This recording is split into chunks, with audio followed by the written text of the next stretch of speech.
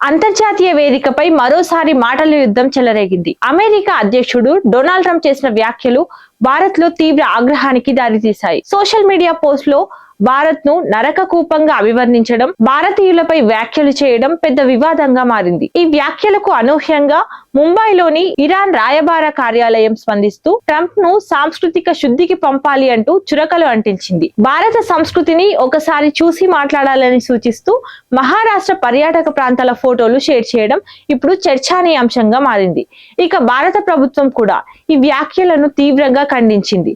ఇవి వాస్తవాలకు విరుద్ధమని, భారత్ అమెరికా మధ్య ఉన్న వ్యూహాత్మక సంబంధాలను ఇలాంటి వ్యాఖ్యలు దెబ్బతీస్తున్నాయని స్పష్టం చేసింది. హిందూ అమెరికన్ ఫౌండేషన్ కూడా దీనిపై ఆందోళన వ్యక్తం చేసింది. వివాదం ముదరడంతో అమెరికా వర్గాలు నష్ట నివారణ చర్యలు ప్రారంభించాయి. గతంలో ట్రంప్ భారత్ ను గొప్ప దేశంగా కొనియాడారని గుర్తు చేస్తూ పరిస్థితిని సర్దుబాటు చేసే ప్రయత్నం చేస్తున్నాయి. ఇదిలా ఉంటే అమెరికా విదేశాంగ కార్యదర్శి భారత్ పర్యటనకు సిద్ధమవుతున్న సమయంలో ఈ వివాదం తలెత్తడం మరింత ప్రాధాన్యత సంతరించుకుంది.